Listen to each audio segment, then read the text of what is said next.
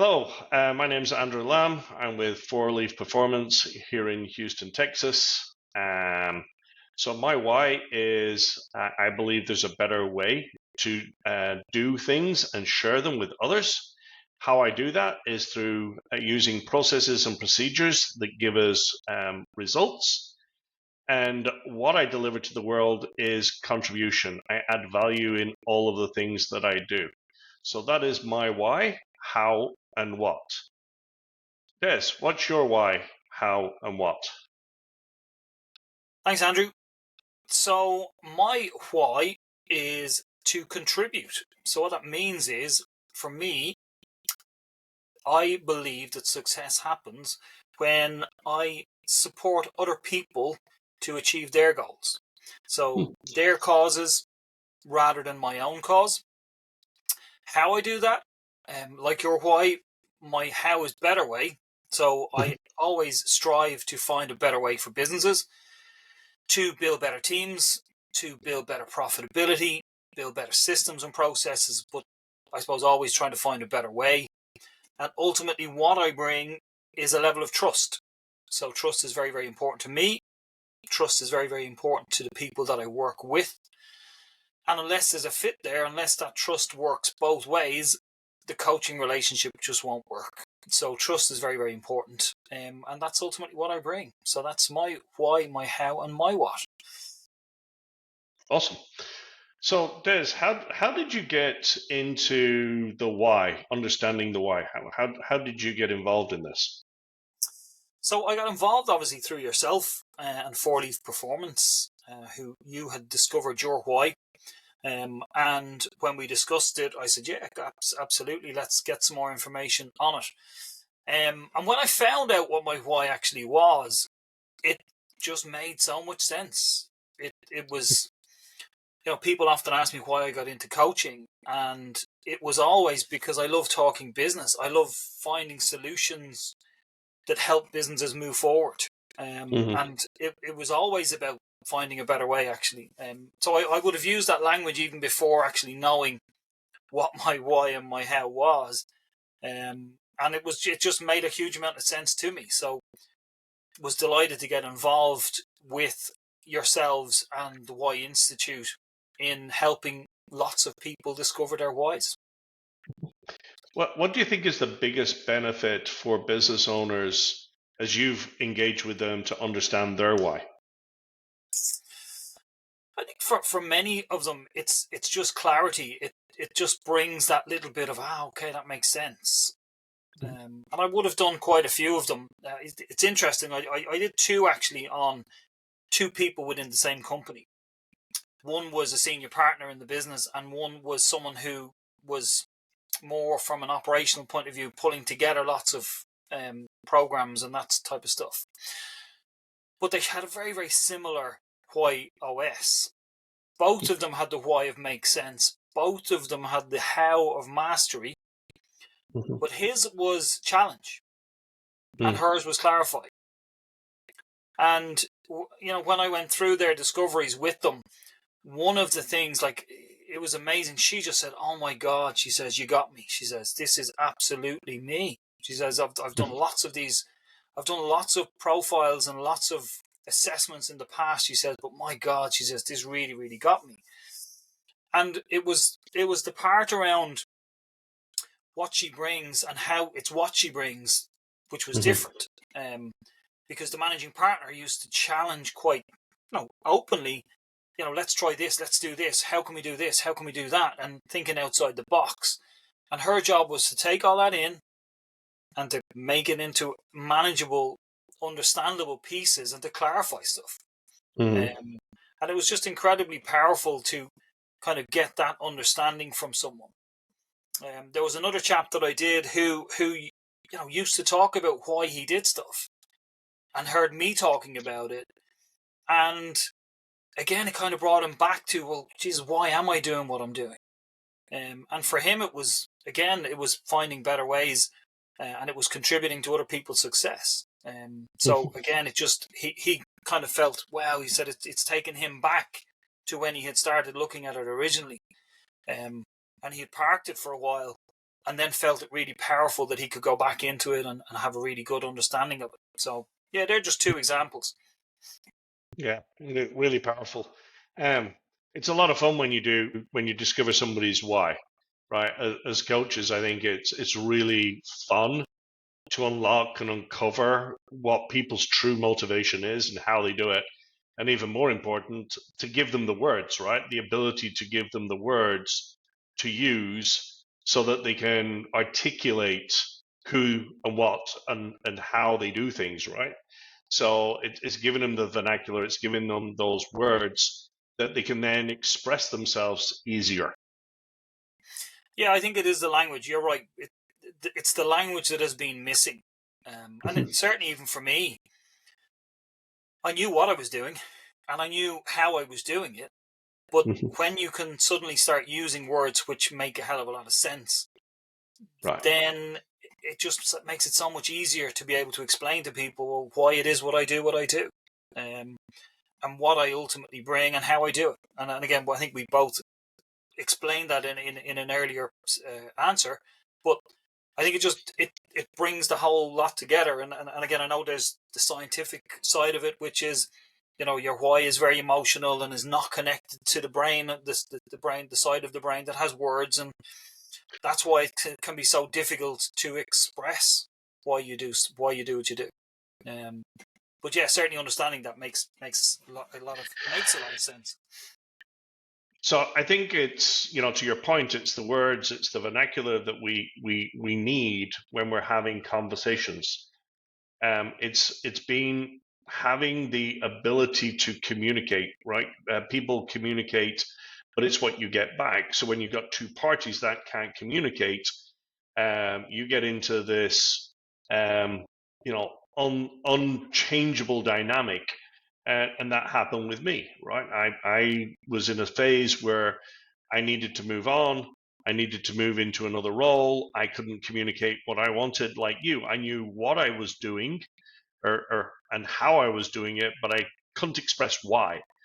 And not having the words of the vernacular hindered me from communicating that.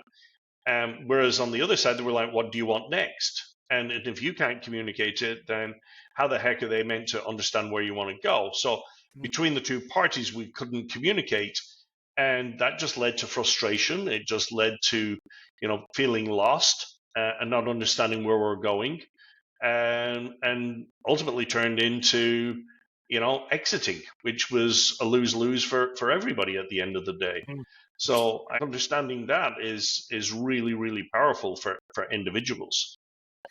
Yeah, and I remember some of those conversations because we obviously go back a long way, myself and yourself, and I remember those conversations, and it was very much. I know we often talk about, are you in the right seat? Have you the right people in the right seats? And I think you definitely found yourself in the wrong seat. Yeah, not living your why, and that's obviously looking for a better way in your case, and I think it's funny because you weren't achieving that in the role that you were in. So, And I think we all know. I mean, we all recognize when we're having a good time, right? When we're really enjoying what we're doing, we're really enjoying where we're going. The progress is there. We're having we're feeling successful, right? We're feeling engaged. We're feeling fulfilled. It's until that point, as you said, when the the brakes hit all of a sudden, you get to a point and it's like, where do I go now? What do I do now? What's the options I got? And I think that's one of the areas where a lot of people have trouble in communicating and articulating what's next. And people haven't been trained how to do this. And understanding your WHY.OS literally gives you the roadmap and the vernacular that you can use to have that authentic conversation and go, this is why I do what I do and how I do it and what I deliver. I need a role that does this for me and for you, because you're going to get more out of me. I'm going to be more productive, more fulfilled, and more engaged when I have a role that is in this realm. And I've seen this so many times with my clients where when you put them in that role and you get the right people in the right place, the organization just takes off. right? Because you've got highly motivated people in all of the different roles. Yeah, I would agree with that. And I suppose for me, I have done a majority of the whys that I have done have been with, I'm going to call them maybe solopreneurs or people with one or two teams. So you probably don't get the full benefit from a growth perspective with a full team. And I think for me, that's the opportunity going forward, is to not just have it as a single why discovery, but really check in with people afterwards to find out what's changed. What has changed in your life? What has changed in your business? Are you more fulfilled? Or have you parked your why? And you know it, but the loss of potential is, well, you know your why and you know your how, but you're not actually using it maybe as much as you should or where you should. And I think that for me certainly is the potential to go back to people that we've done our why discoveries with and really see how it's affecting them, and from a positive, how it's impacting what they do and how it's impacting the people around them. I think you bring up a great point. I think one of the things that I use all the time is when we're having a situation with clients that have done their why and understanding them at that level, 90% of the issues are caused because they're not living their why. And we have to go back and look at that and have that conversation. A client recently came to me and she was struggling with something, and everything was out of kilter for her. And we went straight back to the why. And I'm like, so how have you looked at your why with regards to this?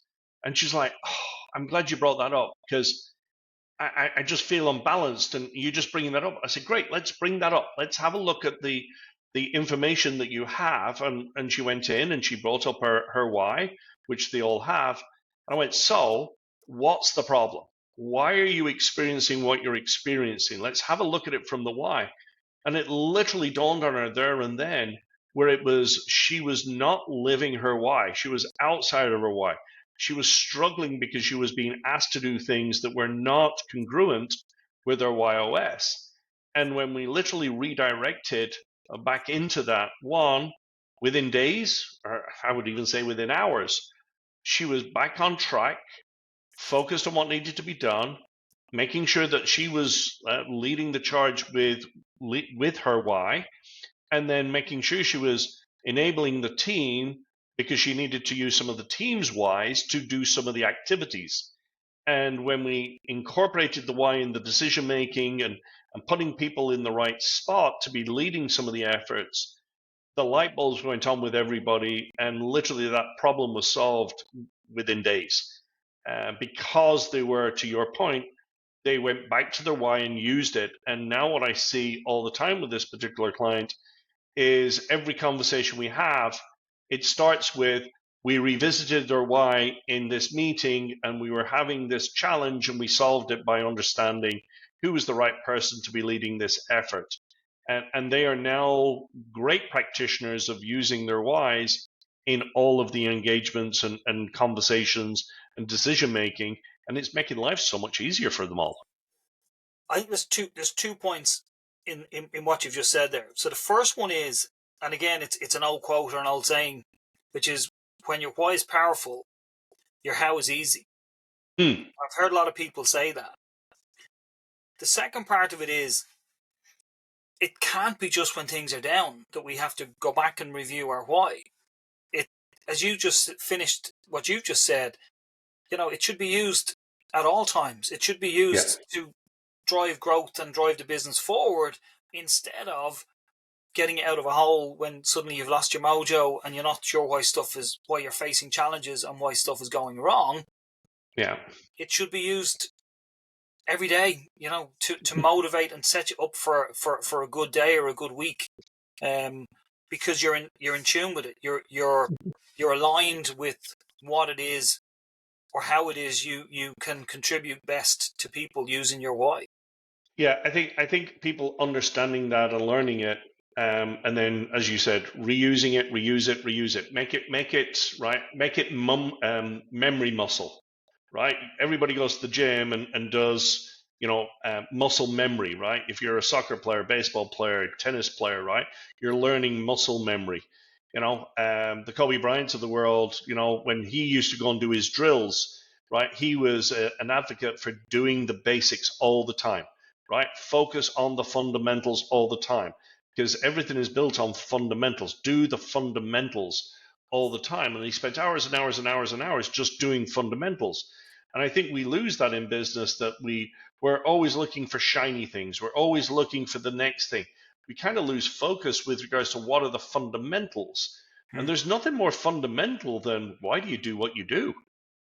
I mean, it is the essence of who you are, right? So if you're not working on your fundamental, and don't understand your fundamental, and you're not using your fundamentals, then no wonder we're getting exhausted and we're mentally and physically tired, because we're living outside of our why instead of leaning into it, right? Oh, absolutely. And I think that it's the same. It's the same conversation, but when your why isn't so powerful, you start losing your way, and your way is how you do stuff. And it's amazing the amount of people who, you go in and have a conversation. Do you do this or do you do that? And they would say, actually, we used to. When we started, we used to do that because it was the way we did things. And then we got busy, and then we stopped.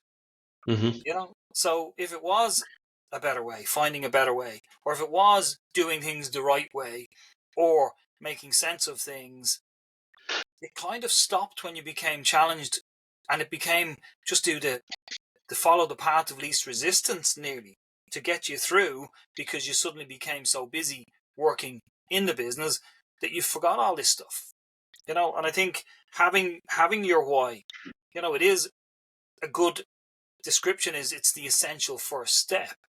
And it is, but you got to keep taking that step. You got to remember what that step was, because it's very easy to stand still again and not take that step. Yeah, I love the quote by the Iron Cowboy: "One more step. Just take one more step." And he did what was it, 101 marathons back to back, right? And his whole mantra was just take one more step, right? And what was his purpose as he was doing it? He kept remembering what his purpose was, to take that next step, or to take that next arm pull, or to pedal that next pedal, right? It's what was his purpose, right? Why was he doing what he was doing? And he was doing a lot of good for the world in the money that he was raising. But in his mind, it was just take the next step. And that was all it was, right? Whether it took him 4 hours to do it or 15 hours to do it, right? It was take one more step. Yeah, it was funny. I was only reading something yesterday, and again, it was similar kind of a story, but it was about this ultra runners. Is that what they call? They kind of just run and run and run. Yeah. And for them, even like, they're going to have a bad day too. And it's not about running 50 miles. It's about running to the next tree.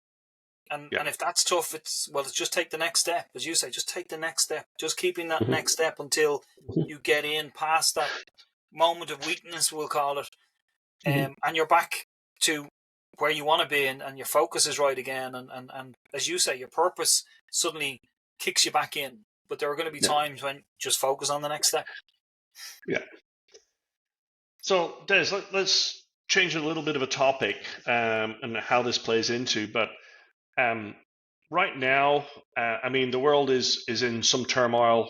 There's economic challenges that are going on around the world, and business owners are having to make some really tough decisions with regards to where's the business going, how do they fulfill the business, who in the team is helping the organization to grow and where to go. And unfortunately, a lot of organizations literally look at spreadsheets.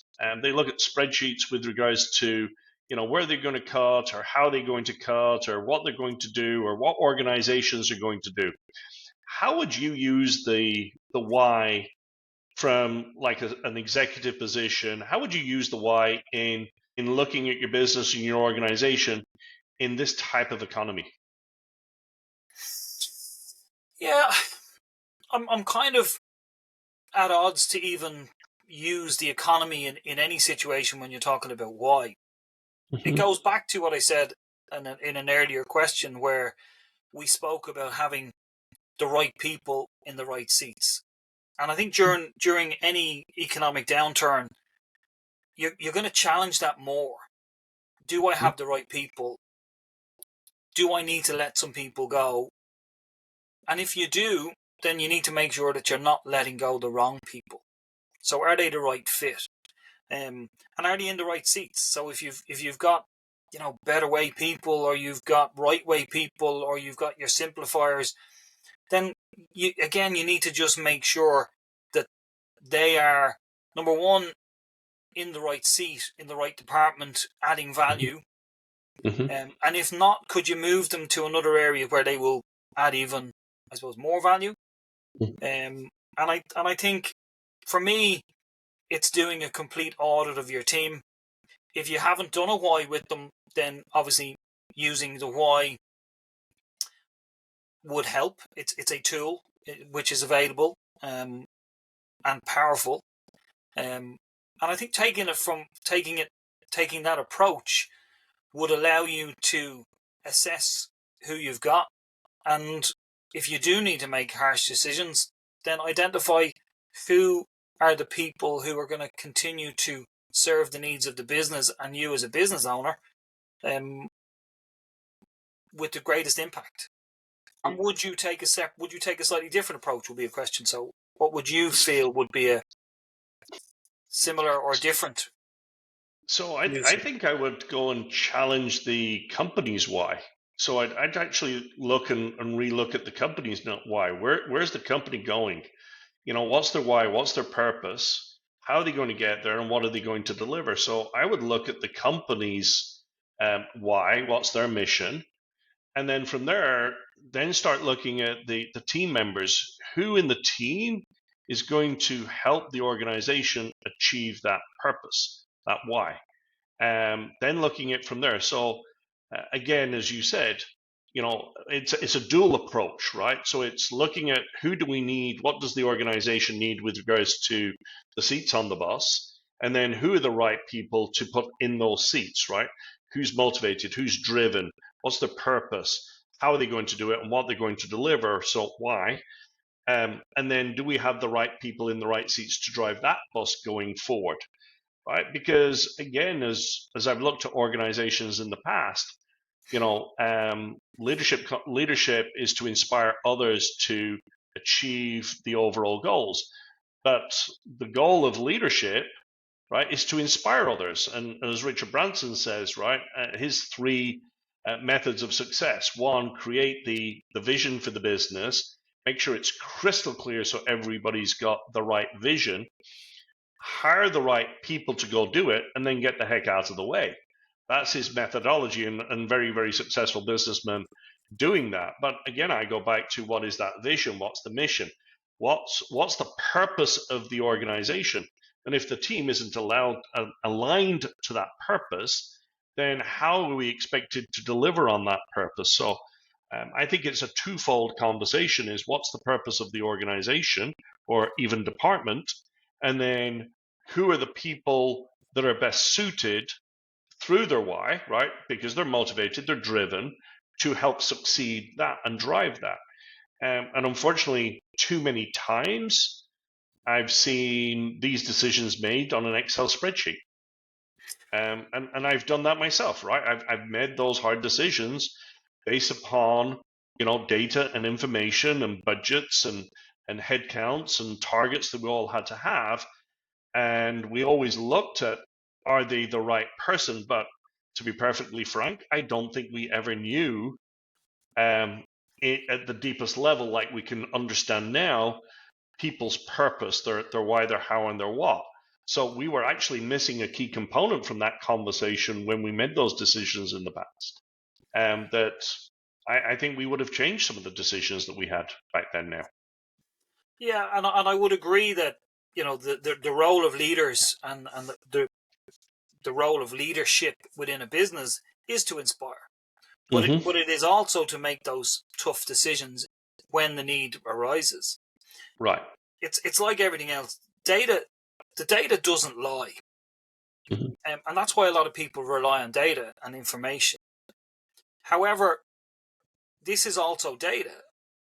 Like someone's WHY.OS is also data, and Mm-hmm. it needs to be included in the decision. It may not ultimately change the decision, but it certainly needs to be taken into account as to, there is a value in knowing someone's why and how and what, as well as other pieces of information and data which people are going to use to make tough decisions. Mm-hmm. So, by all means, it just becomes another tool to add to your information at hand to make those tough decisions. And as much as as much as that may include laying people off, that's a tough decision. But again, leaders have to make those decisions every day. But Mm-hmm. all the WHY.OS for me is it's just more information to help you make the right decision. Right. Yeah, as you said, it's data, right? It's a data point, and it's a human data point. It's the Yeah. human data point rather than a balance sheet data point. Because again, I always look at human capital, right?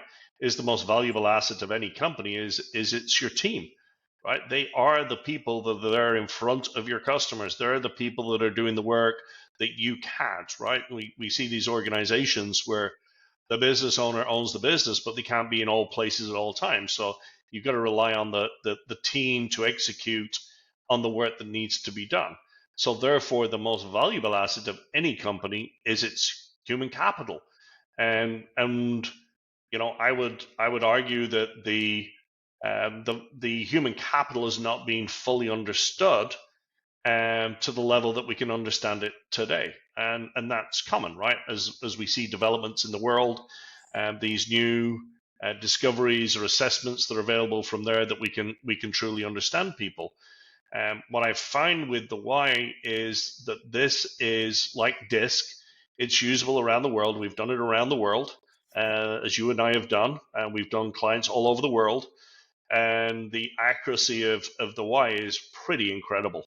I mean, understanding people at the level that we uncover, and literally talk to them, that they and discover them, and they understand themselves probably better than they've ever known themselves before. So having that data point, having that knowledge, understanding that human capital, I think is absolutely invaluable in today's world, so that we can use those data points and we can use that knowledge to make even better decisions as we move forward. Yeah, it's interesting you say that, actually, because I was having a conversation with a client today around putting together like a playbook or a best practice for the business and recruitment. Obviously, sorry, people management came up as, we need to make sure there's a section included in there. People. We kind of broke it into three simple breakdowns. One was recruitment, second was induction, and third was retention. Mm-hmm. So the first one is recruitment. And what's your system? What's your process? And certainly DISC and why assessments and discoveries should be included in recruitment, particularly obviously more senior people within a business. And do they fit? Is that the type of person that you're looking for? Mm-hmm. Because you might have the right process, that you're reading off CVs and you're meeting people and they seem to fit, but maybe they don't. Maybe Mm-hmm. you don't want a challenger in the position that you're recruiting for, because Mm-hmm. it's not the right fit for that particular business or position within the business. Mm-hmm. And maybe you're looking for someone who can either simplify a task, because that's the role you're looking to recruit, and you overlay why with DISC, and it gives you an amazing view of a person even before Mm-hmm. they start in the business. You look at their strengths, you look at their communication, their ability to communicate with people and how to communicate with people. And again, it's just another box ticked in relation to, this person looks like could be a really, really good fit. Yeah. Yeah, I've got another example of that. I mean, recently, I was told of an incident with somebody that we did recently. They were looking for college students doing an internship, pretty competitive to get an internship, and they were in front of a financial house. And this individual's why was trust. How they did it was right way, and what they delivered was contribute value. And the individual young man sat in front of this pretty large panel, and they said, "So tell us about yourself." And he said, "I believe in building trusting relationships that others can rely on. And how I do it is by using processes and procedures and delivering the right results. And what I want to do is to deliver value in everything that I do. That's who I am." And literally that panel went, "Hold on, say that again?" And he went through it again, and they were like, somebody turned around and said, "That's the type of person we want. That's the person," right? And in 3 lines, they were literally able to distinguish themselves above everybody else because they had that knowledge. And it literally told the panel of who they wanted. So they literally were able to go, "That's the profile I want right there." And that individual has been working with them and extended their internship through the year and has been called back multiple times to do it. So it was literally a brilliant fit for that role that they were looking for, and they were highly appreciative that that little interview was literally minutes, because it was like it fitted so perfectly for what they were looking for. So I think, to your point, being able to go back and articulate who you're looking for, and then when you find that person, it's a really good fit. It's like a really nice glove, right? It just slides on nice, it fits snugly, and it's the right person for the right role for that particular period of time. But it's great when you find that person. It is, but it's an interesting opportunity for people who are currently looking for their next step on their ladder or their next part of their journey to really understand what their why is at an early stage, to identify whether their why fits the business that they're applying for. So for someone to be able to articulate so well what their why, their how, and their what is in that environment, wouldn't it be great to be able to ask the question, so what is it you guys stand for? So what is your why? What is your purpose and your vision? Because I want to make sure that it's a fit for what I believe, where I add value or where I excel. Yeah, most people forget that interviews are a two-way street, right? Not only are they interviewing you, but you're interviewing them as a good fit. Yeah. And I think you bring up a great point, right? So if you understand your why, it allows you to go and apply for roles that truly drive your purpose, right? That is really going to fit.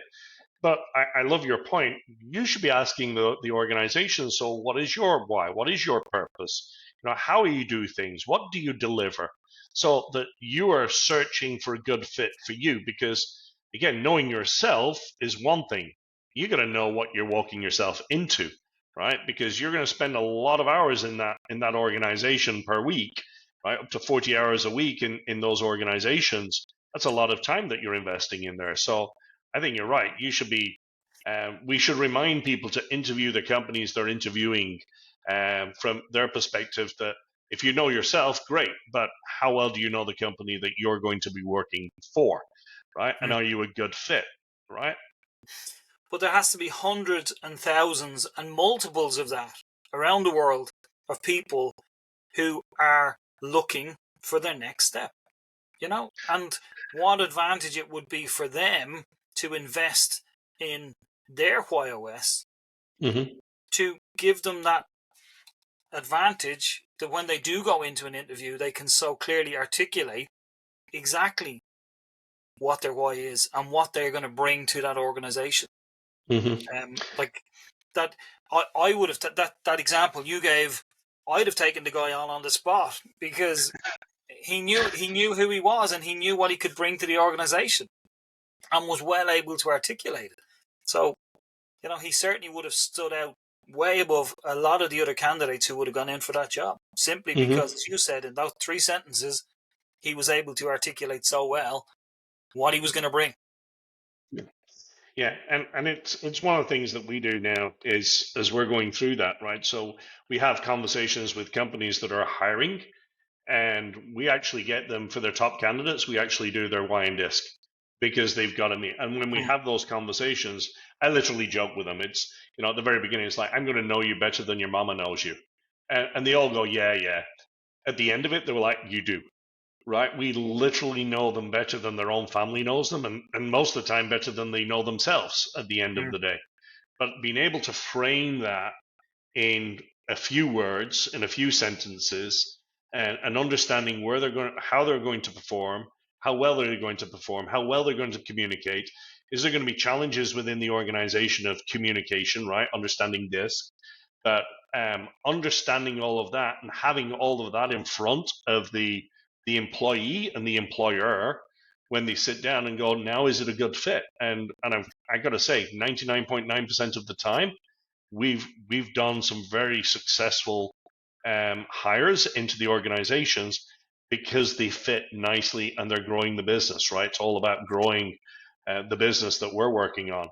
So those people coming in are always great fits based upon that, right? The trial and error disappears.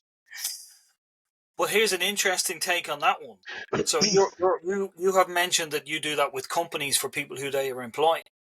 Yes. So imagine their reaction if you were reaching out to say, how you doing? You're applying for a job with such and such limited, and we're going to send you a link to your why and your disc, so that it's part of the recruitment process. For them to say, don't bother, I already know my why, I have it taken, I know exactly what I can bring to the organization.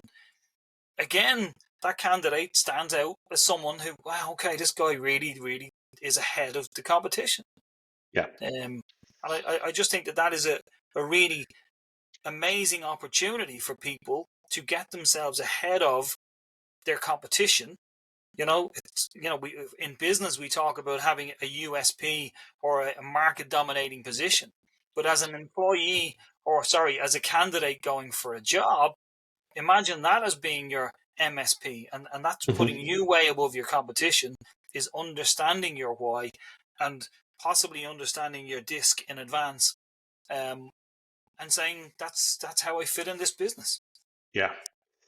Well, it's really interesting, and again, we're working with a lot of businesses, and there's a lot of of course, there's younger people always coming into the organizations.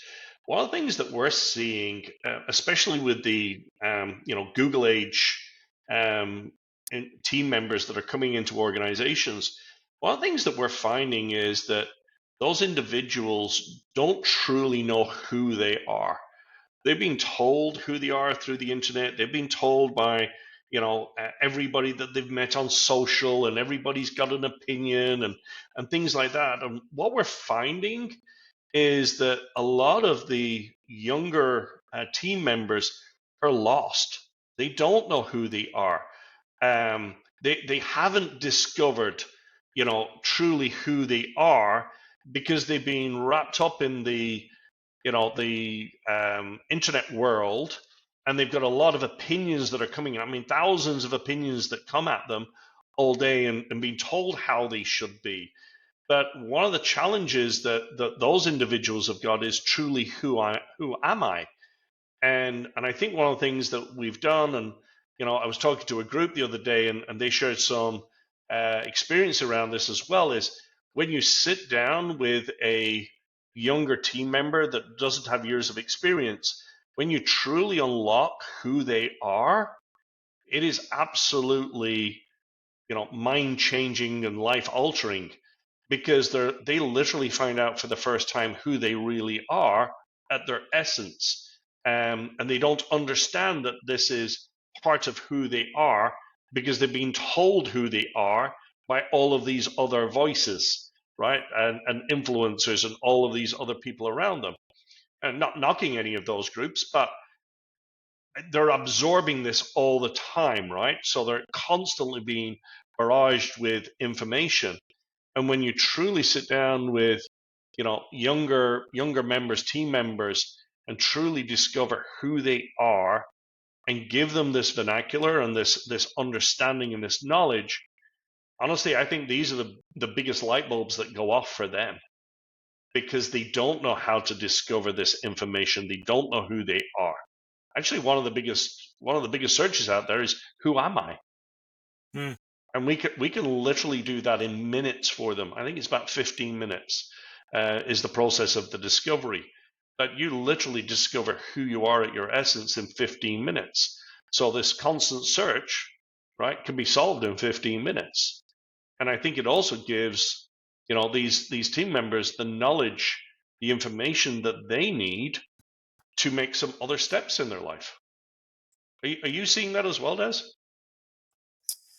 Yeah, I think COVID had a lot to do with that. I mean, people have said isolation and working and studying remotely and losing connections with friends, and that has had a big effect on people. And I think we're going to find huge kind of mental health difficulties, challenges over the next couple of years, when we really find out the true cost of what that actually looks like.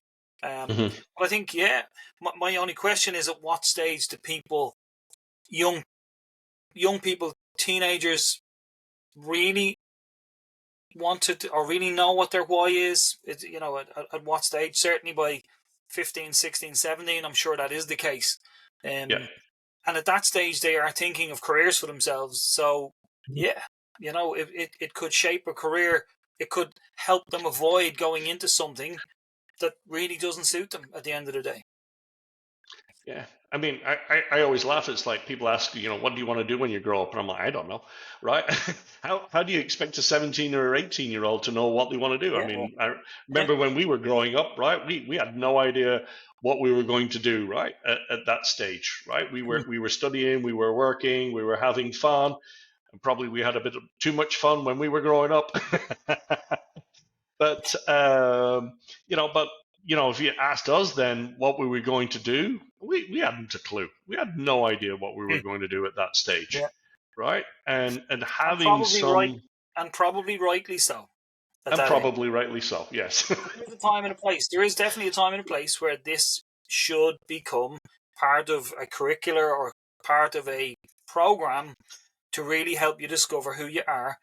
And I would include why and DISC or something similar to really let people understand your communication style. And it's not about necessarily your style, but it's how to communicate with other styles, and understand other styles. So, and why is no different. Understanding someone who has the why of challenge is not because, I thought it was because they didn't like me. Okay, that's just the way they operate, and I'm different.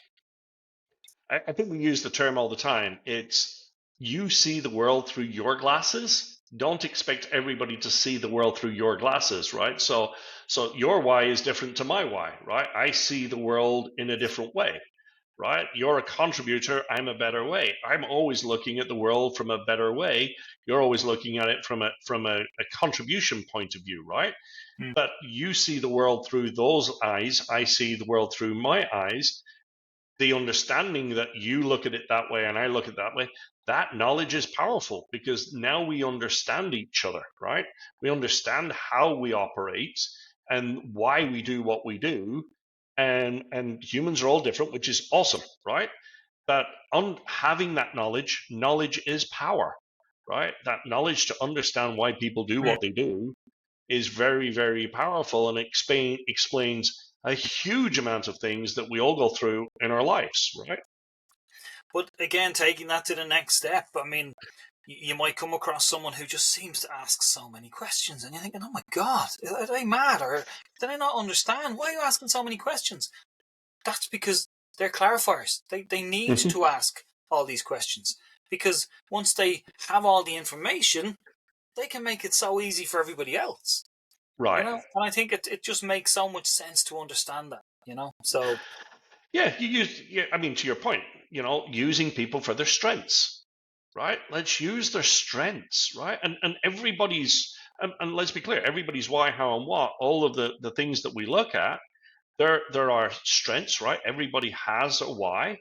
There are powerful things to that why, but there's also parts that we've got to be careful with, right? So you said clarifiers, right? Clarifiers want to clarify, clarify, clarify. The challenge with that is they're not listening. So one of the things that we bring is a solution to that, right? So my solution for clarifiers is you're not allowed to ask the third question until you play back the second answer that you got, right? Makes sense, people, right? It's you've got to sit on your hands and because they think so quickly, right? Somebody comes into the room, you've got to ask, do you want me to solve the problem or do you want me just to listen? Right? I have a client that says, now 75% of the time people come into his office, when he asks that question, it's just to listen. And he was working so hard to figure out and answer all the questions. Now he's like, my day's a lot easier because I just asked that question. People just want to be heard. So understanding the challenge of your why and how and what, and the solutions that can help you overcome that challenge also leads to a little bit of an easier life. I'll tell you right now, as a better way person, I'm always wanting to do things a better way. In my office, Emma will come in and she says, it's good enough. That's the trigger, right? That is the words that we use. It's good enough. Stop trying to do it a better way. And we stop, right? Done, right? Stop doing it. my how is a better way.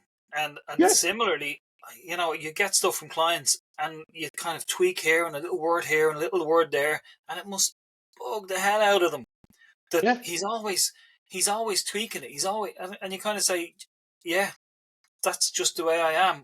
There's always a better way of saying it, or a better way of getting it across. Or just before I got on this call, I was working with another client who was putting a kind of a 2-minute presentation together, and she was worried it was too long. So again, better way. Let's put it into a teleprompter. Find out, well, actually, you're only 2 minutes and 20 seconds, so it's great. So we took out some words and we put in other words, and we got there, and I think it was really, really good. And she appreciated the fact that, oh, this is great. I've never used this before. Let's do it as you go type thing. And we changed a few words and we got a script for it. It was 2 minutes and 0 seconds at the end of it. And it was just amazing that that's the way it worked out. But so again, the advice to her was, listen, record yourself on the teleprompter app, listen back to it 3 times. First time, listen back to it with the phone down, just listen to the words. Second one was play it back, this time with the volume down, and just to see where your hands are, see what movement you have, and then the third time, listen back to it as it is, sound, and she said, "Oh my God, that's a great idea," So again, it's just trying to find that better way, and sometimes you step over the mark and you have to say, you know what, like as you just said, it's fine. Actually, run with that. It's perfect, and let them off, because otherwise you could be there till 2 weeks just trying to get back on a script that doesn't need 2 weeks worth of adjustments. If we're being honest. Yeah. So let me ask you a question. So obviously the Why Institute themselves has an ambition of helping over 1 billion people discover their why. So at 4Leaf in 2024, what's your ambition? How many people can we realistically expect to help and support in discovering their why? How many people can we do in 2024? We can help individuals one at a time. We can help organizations, groups at a time, or we can help stadiums, thousands of people at a time. So I think the great thing with the why is, and the system that we use and the processes that are there, we can literally help individuals, groups, and stadiums of people in the same amount of time.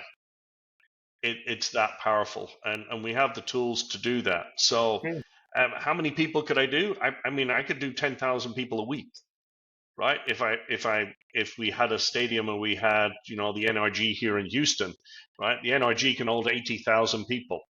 Am I committing to do 80,000 people in 1 week? No, but it's possible, right? We could literally fill the NRG stadium and literally do 80,000 people at a time. I've done groups of 20, 30, 40 people around the world through Zoom. I've done that, and we can do it live. It's pretty darn easy from the user's perspective and the deliverer's perspective. We have a process in which we can do it, but I want to be doing, at least a couple of thousand people a month. And that's why I've engaged and started to spread the word, not just here in Houston and the United States, but why we've extended this out into Ireland and the UK and to South Africa, and helping with, my good friends Des and Luke, spread the word around those locations as well, because I think it's so powerful.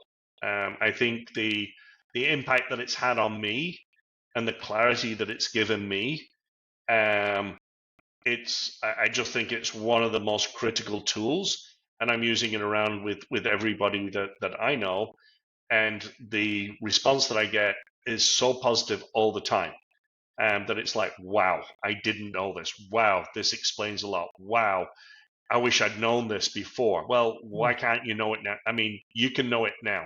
I did one yesterday, a gentleman. We're using this with people that are acquiring businesses right now. So understanding who you are as you acquire a business.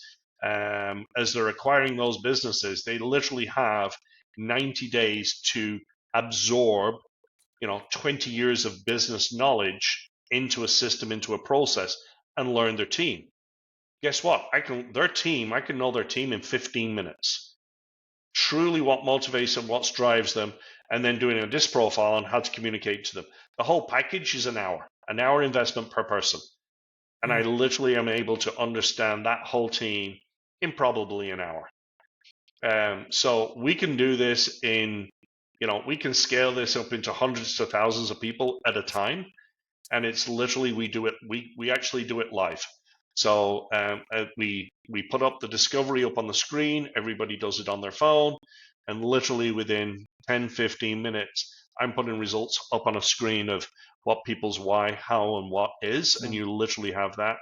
And you walk away with that knowledge, and then with that knowledge, you also get an email which gives you more information and deeper information into that. So to answer your question, my goal is to do thousands a month. We've just got to get up on stage. We've just got to get into these organizations. And that's our plan in 2024, is to do more and more and more of these, at every different level. Let's go fill those stadiums. Let's go fill these stadiums. You've got to go fill Crow Park, and I'll go fill the NRG stadium. I'll try and do a Garrett Brooks on it. I'll fill it 5 times. Right, I need to make a move. All right. Thank you, Des. Appreciate